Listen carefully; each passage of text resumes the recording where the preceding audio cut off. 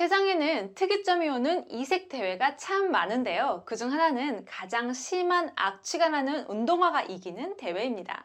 일반적인 대회와 달리 참가자가 아닌 심사위원이 가장 힘든 이 대회는 1974년 미국에서 스포츠 용품점을 운영하던 한 남성이 운동화를 좀 더 많이 팔기 위해 고민하다가 떠올린 아이디어였는데요. 예상 외로 대회가 흥행에 성공하자 참가자가 점점 늘었고 유명 탈지제 회사까지 스폰서로 붙으면서 전 세계에서 손에 꼽히는 이색 대회로 발전했죠.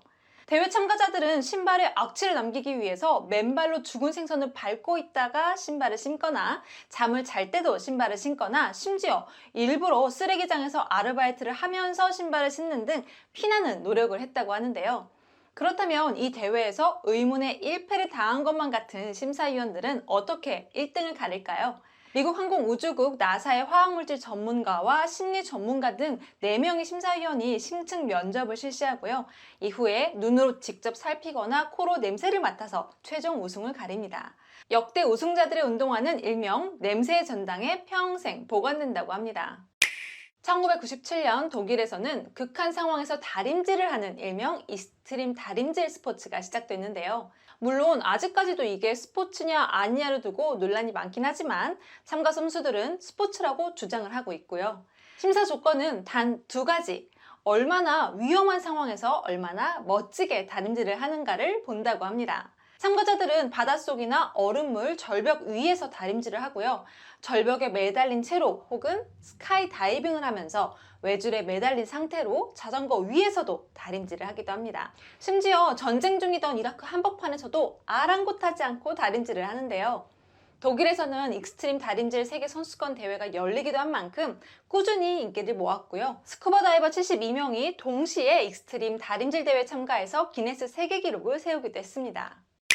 중국에서 열린 자동차 오래만지기 대회는 말 그대로 정해진 위치에 손을 오래 대고 버티기만 하면 수천만 원짜리 자동차가 내 것이 되는 대회인데요. 말이야 쉽지만 실제로 그리 쉬운 대회는 아닙니다. 일단 경기 시작 후에는 자리를 이동할 수가 없고요. 6시간마다 15분 정도의 휴식 시간만 주어지죠. 앉을 수도 없으니 1시간도 채 되지 않아서 포기하는 사람이 속출한다고 합니다. BMW 오래만지기 대회에는 총 120명이 참가했고요. 공정한 심사를 위한 심판과 CCTV 26대가 동원되기도 했죠. 2012년에는 경기 시작 87시간 만에 20대 남성이 우승을 차지했습니다. 당시 참가자는 고가의 BMW 자동차 5년 사용권을 보상으로 받았고요. 2013년에는 20대 여성은 무려 51시간 16분을 버텨서 한화로 3천만 원 상당의 자동차를 받아갔습니다. 러시아에서는 매년 신속 정확하게 무덤을 파내는 일명 무덤 빨리 파기 대회가 열립니다. 대회 방식은 간단한데요. 관 크기의 구멍, 즉 길이 200cm, 너비 80cm, 깊이 160cm를 정확하고 빠르게 파는 팀이 우승을 차지하는 겁니다. 죽음의 신 분장을 한 심판이 매 눈으로 참가자들을 평가하죠. 2인 1조로 참가하는 이 대회에서 올해는 단 38분 만에 정해진 규격의 무덤을 판 참가자들이 우승을 했고요. 우승팀에게는 한화로 45만 원 정도의 상금이 지급됐습니다. 무덤 빨리 파기 대회는 러시아뿐만 아니라 헝가리와 슬로바키아에서도 열리는데요. 차이점은 일반인이 아닌 장례 전문가들이 참석한다는 점, 그리고 무덤을 파냈다가 다시 덮어야 한다는 규칙이 있다는 점이고요.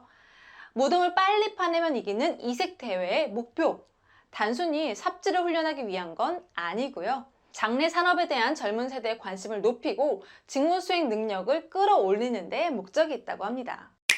일본에서는 2008년부터 밥상 뒤집기 대회가 열렸는데요. 이 대회는 밥상을 뒤집어서 날아간 장난감 반찬의 거리와 공중 회전 횟수, 그리고 날아간 밥상이 얼마나 깔끔하게 착지하는지 등을 진지하게 평가해서 순위를 매기는 방식입니다.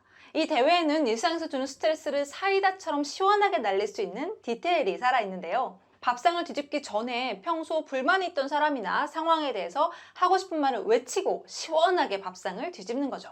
고부 갈등을 겪던 며느리는 어머니 그만하세요 라고 외치고요.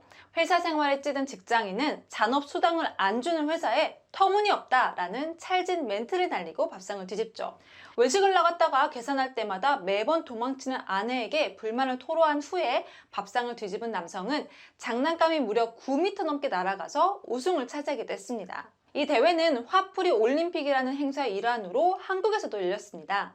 밥상 뒤집기 대회의 목적은 스트레스 해소, 건강한 밥상 문화, 그리고 사회적 메시지 전달 등인데요. 밥상을 뒤집기 전에 얼마나 기발한 아이디어로 사연을 토로하는지 등을 점수로 매겨서 가장 멀리 던진 사람, 가장 아련한 사연을 가진 사람, 가장 화려한 패션을 자랑하는 사람에게 각각 한 면씩 상금이 주어졌습니다.